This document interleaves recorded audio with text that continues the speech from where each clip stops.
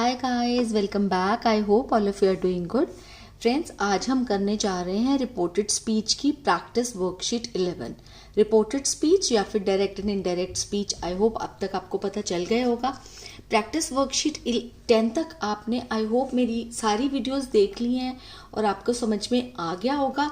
अगर कुछ भी कन्फ्यूजन है तो अभी भी मेरे चैनल की प्लेलिस्ट में, जो कि है direct and indirect speech reported speech playlist, वहाँ पर जाकर आप सारी की सारी वीडियोस आप देख सकते हैं 10 की 10, ताकि आपको क्लियरली समझ में आ जाए, स्टार्टिंग से समझ में आ जाए। क्योंकि आज हम करने वाले हैं जो सेंटेंसेस वो हैं क्वेश्चंस वाले, ठीक है। पहले हमने 10 जो वर्कशीट्स मैंने कराई हैं वो सारी वर्कशीट्स थी वो स्टेटमेंट्स के ऊपर, मतलब क्वेश्चन वाला कुछ भी नहीं था उसमें, ठीक है। कि फुल स्टॉप लगता है एंड में, क्वेश्चन में आपको पता है कि एंड में क्वेश्चन मार्क लगता है और क्वेश्चन पूछा जाता है इनमें, है ना। बट ये स्टार्ट करने से पहले वर्कशीट में आपको कुछ चीज़ें हैं जो बताना चाहती हूँ, जो कि बहुत ज़रूरी हैं, उसके बिना आप अच्छे से नहीं कर पाएंगे, ठीक है। क्वेश्चंस जो होते हैं डायरेक्ट एंड डायरेक्ट में करने वाले, वो 2 टाइप्स के क्वेश्चंस होते हैं। 2 तरह के कौन से क्वेश्चंस होते हैं? एक तो WH फॉर्म क्वेश्चंस होते हैं, मतलब WH से स्टार्ट होते हैं, जैसे कि व्हाट हो गया, वेयर हो गया, व्हाई, whom, which, when, ये सारे WH से स्टार्ट हो रहे हैं ना। ये देखिए WH से, है ना, WH से स्टार्ट होने वाले क्वेश्चंस होते हैं। और कन्वीनियंस के लिए ग्रामरियंस ने क्या किया है कि हाउ को भी WH फॉर्म वाले क्वेश्चंस में ही ऐड कर लिया गया है। तो जब भी हाउ भी आए, कभी हाउ से भी स्टार्ट हो रहा हो क्वेश्चन, तो उसको वैसे ही चेंज करना है आपने डायरेक्ट से इनडायरेक्ट स्पीच में, जैसे WH फॉर्म वाले क्वेश्चंस को करते हैं, ठीक है। जबकि यहाँ पर आगे W नहीं है, बट हाउ को भी WH क्वेश्चंस भी इंक्लूड करा गया है। ये मैंने कुछ बताए हैं, और भी बहुत सारा हो सकता है, ठीक है। और दूसरे क्वेश्चंस कौन से होते हैं? विदाउट WH, जो कि WH से स्टार्ट नहीं होते हैं, जैसे कि can I come in, may I go, do you have his phone number, है ना। डिड से स्टार्ट होता है, हैव से, हैज से, हैड से। कोई भी क्वेश्चन अगर WH से स्टार्ट नहीं हो रहा है तो इसका मतलब ये है कि वो और किसी वर्ड से स्टार्ट हो रहा है। इस से भी स्टार्ट हो सकता है, आर से भी स्टार्ट हो सकता है ना, एम से भी स्टार्ट हो सकता है। तो वो आपको देखना है कि वो WH से स्टार्ट हो रहा है क्वेश्चन या WH से स्टार्ट नहीं हो रहा है। क्योंकि दोनों को जो चेंज करने का है ना डायरेक्ट स्पीच से इनडायरेक्ट स्पीच में, वो रूल्स अलग अलग हैं, अलग अलग तरीके से हम उनको चेंज करते हैं। तो आज जो मैं स्टार्ट करने जा रही हूँ प्रैक्टिस वर्कशीट 11 में, वो है WH फॉर्म वाले क्वेश्चन, ठीक है। उसकी 2 या 3 वीडियोस बनाऊंगी, उसके बाद फिर मैं विदाउट WH फॉर्म वाले क्वेश्चंस पे आऊंगी। In case of any doubt comment section में लिख देना। कोई भी डाउट है, मैं आपके सारे डाउट्स क्लियर करने की पूरी ट्राई करती हूँ और करती भी रहूंगी। और आप लोग अच्छे से मेरी वीडियोस को देखते हो, इससे मुझे बड़ा अच्छा लगता है कि मैं कुछ वैल्यू ऐड कर रही हूँ। तो चलिए स्टार्ट करते हैं WH फॉर्म वाले क्वेश्चंस। सबसे पहले एक और चीज भी बताना चाहती हूँ कि जब भी हम WH फॉर्म वाले क्वेश्चंस में, आपको पता है कि ये आपको मैंने बताया हुआ है कि ये रिपोर्टिंग वर्ब होती है और ये रिपोर्टेड स्पीच होती है, जो कि आपकी इन्वर्टेड कॉमास के अंदर होती है, वो रिपोर्टेड स्पीच होती है। और क्या होता था, रिपोर्टिंग वर्ब और रिपोर्टेड स्पीच को कनेक्ट करने के लिए, एक ही सेंटेंस बनाने के लिए हम क्या यूज करते थे? दैट यूज करते थे ना। बट जब WH फॉर्म वाले क्वेश्चंस होते हैं तो आपने दैट नहीं लगाना है। जब WH फॉर्म के बिना क्वेश्चंस आएंगे, जैसे ये कैन, मे, डू, इन सब से स्टार्ट होंगे, तब हम लगाएंगे इफ या फिर वेदर। दोनों में से कुछ भी यूज कर सकते हैं, ठीक है।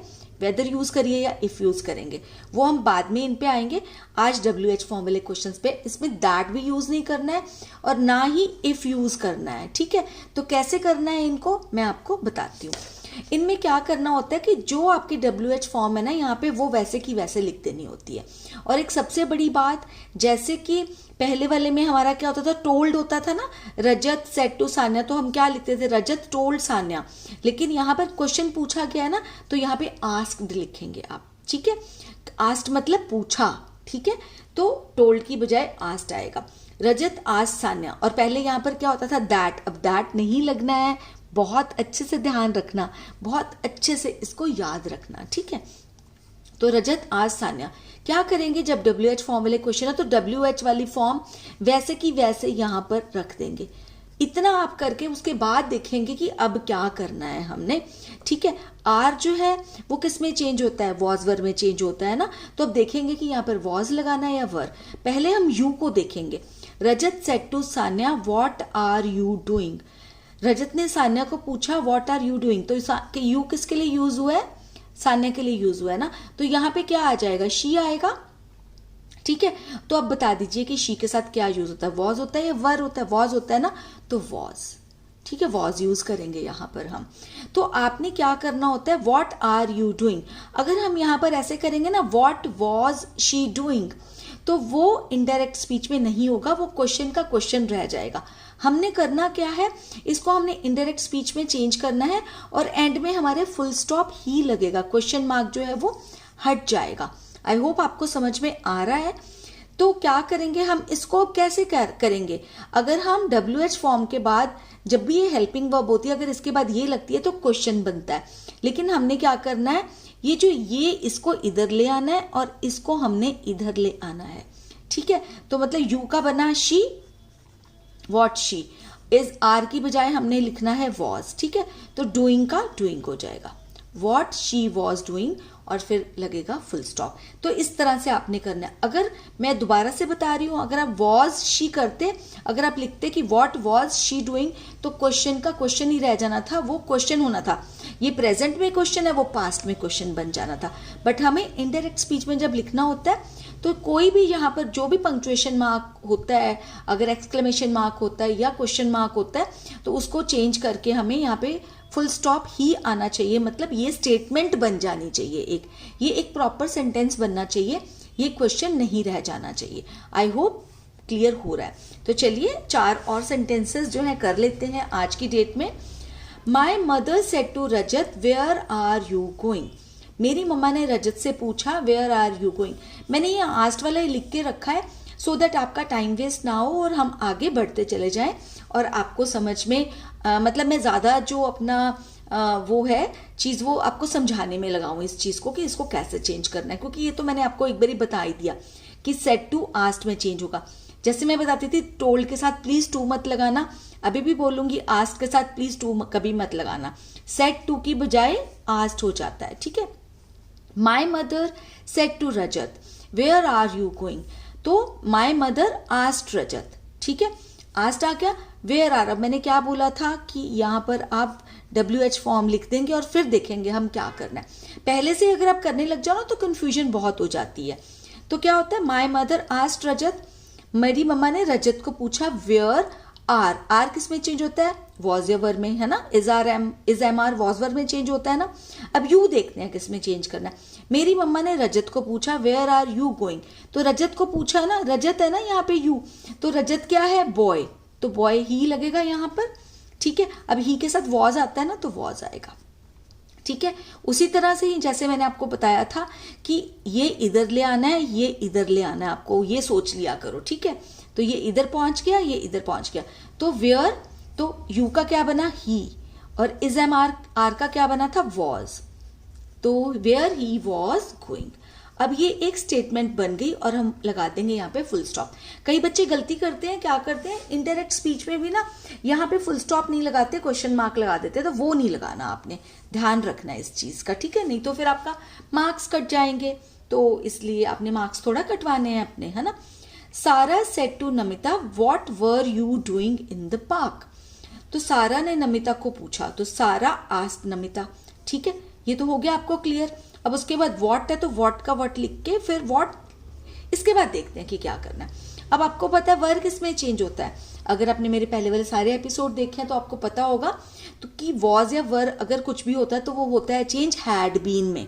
वॉज वर किस में चेंज होता है, हैड बीन में, ठीक है। अब यू देखते हैं कि यहाँ पे क्या बनेगा। सारा सेड टू नमिता, सारा ने नमिता को पूछा what were you doing, Namita को पूछा ना, तो ये नमिता है ना यहाँ पर, तो यहाँ पे शी आ जाएगा, ठीक है। तो यहाँ पे मैंने आपको बताया कि इसको इधर और इसको इधर कर देना आपने, है ना, ताकि ये हमारी इनडायरेक्ट स्पीच प्रॉपर बन जाए, एक स्टेटमेंट बन जाए, वो क्वेश्चन ही ना रह जाए, ठीक है। तो यहाँ पे हो जाएगा, सॉरी मुझे शी लिखना था, ही लिखने लग पड़ी मैं, व्हाट शी, ठीक है। और क्या हो जाएगा, had been, was were had been में चेंज होता है ना, what she had been doing in the park. बाकी वैसे का वैसे आ जाएगा, ठीक है. what she had been doing in the park. तो आई होप इतना समझ में आ रहा है. आगे चलते हैं नेक्स्ट सेंटेंस पे. Kunal said to me how have you done this. ठीक है, अब मैंने आपको बताया हुआ है ना कि हाउ भी हम WH फॉर्म में ही लेते हैं. कुणाल आस्क्ड मी, ठीक है, सेड टू आस्क्ड में चेंज हो गया. हाउ, अब हाउ लिख दो यहाँ पे और उसके बाद देखते हैं क्या करना है. तो क्या करेंगे, हैव किस में चेंज होता है, हैड में. हैज हैव कुछ, हैज और हैव दोनों ही हैड में चेंज होते हैं. अब देखते हैं यू किस में चेंज होगा. तो यू होगा हमारा change. Kunal said to me, मेरे को कुणाल ने पूछा हाउ हैव यू, तो मेरे को पूछा ना, तो मैं हूं ये, आई हो जाएगा यहाँ पे. ठीक है, तो ये यू इधर जाएगा और हैव इधर आएगा. तो यू की बजाय तो आई बन गया ना यहाँ पर. हाउ आई, हैज और हैव हैड में चेंज होता है तो हैड कर दो. ठीक है, how I had done this, sorry that आएगा, क्योंकि मैंने आपको बताया हुआ है कि दिस जो है वो दैट में चेंज होता है. ठीक है, ऑलरेडी बहुत बारी बताया हुआ है ये वाली चीज आपको. ठीक है, हैज हैव हैड में चेंज होगा. थर्ड फॉर्म ऑफ वर्ब पहले भी यहाँ लगी हुई है, क्योंकि हैव के साथ भी थर्ड फॉर्म ऑफ वर्ब लगती है, हैड के साथ भी थर्ड फॉर्म ऑफ वर्ब भी. ठीक है, तो how I had done that. ठीक है, चलिए नेक्स्ट सेंटेंस पे चलते हैं. My teacher said to Rajat when will you submit the homework. My teacher said to Rajat, said to asked में चेंज हो गया. अब लिख देंगे व्हेन यहाँ पर. ठीक है, अब क्लियर हो गया ना आपको, दैट वगैरह कुछ नहीं लगाना है इसमें आपने, है ना. तो माई टीचर आस्क्ड रजत व्हेन. ठीक है, विल आपको पता है कि वुड में चेंज होता है, कर ही देती हूं यहाँ पर ऐसे. ठीक है, और यू देखते हैं किसके लिए है. My teacher said to Rajat, teacher ने रजत को पूछा व्हेन विल यू, तो किसके लिए यूज हुआ है ये, रजत के लिए. तो क्या होगा, ही, है ना. और होना क्या है, हेल्पिंग वर्ब को इधर ले आएंगे और नाउन या प्रोनाउन जो भी मतलब सब्जेक्ट होता है वो दूसरी तरफ आ जाता है. ये बहुत ही इजी तरीका है जो मैंने अपने स्टूडेंट्स को हमेशा समझाया है और उससे उनकी कभी भी गलती नहीं होती. ठीक है, तो क्या हो जाएगा, व्हेन ही, ठीक है, वुड. अब सबमिट का सबमिटेड होगा. फर्स्ट फॉर्म ऑफ वर्ब वैसे सेकंड फॉर्म ऑफ वर्ब में चेंज होती है ना, डायरेक्ट इनडायरेक्ट में, आपको पता है, मैंने ऑलरेडी बताया हुआ है. लेकिन यहाँ नहीं होगी, क्योंकि मैंने बताया हुआ है कि विल आ जाए, वुड आ जाए, मे आ जाए, माइट आ जाए, कैन आ जाए, कुड आ जाए, हमेशा फर्स्ट फॉर्म ऑफ वर्ब ही रहती है. ठीक है, so my teacher asked Rajat when he would submit the homework. कोई भी डाउट है कमेंट सेक्शन में लिख देना, आपके सारे डाउट्स क्लियर कर दूंगी मैं. और एक और जो नेक्स्ट वीडियो आएगी कल, वो भी WH फॉर्म वाली ही होगी. और फिर आगे देखती हूँ, जरूरत पड़ी तो WH फॉर्म वाली, नहीं तो फिर विदाउट WH वाले जो सेंटेंसेस हैं वो स्टार्ट कर दूंगी वो. ठीक है, आई होप वीडियो पसंद आया होगा. पसंद आया तो लाइक के बटन को जरूर प्रेस कर देना. उससे होगा ये कि मुझे पता चल जाएगा कि आपको वीडियो अच्छी लगी है. और सब्सक्राइब के बटन को भी प्रेस कर देना अगर अभी तक नहीं किया है, क्योंकि इसी तरह की वीडियोस मैं लेके आती रहती हूँ जिससे आपकी नॉलेज बढ़ती रहे और आप इंटेलिजेंट बनते चले जाएं. और आप ना शेयर जरूर कर देना अपने उन फ्रेंड्स के साथ जो लगता है इससे बेनिफिटेड हो पाएंगे, क्योंकि विद्या ना बांटने से बहुत ज़्यादा बढ़ती है. तो चलिए करते हैं आज का वीडियो यहीं पे एंड. जल्दी ही मिलूंगी एक नई वीडियो के साथ. तब तक के लिए टेक केयर ऑफ योरसेल्व्स.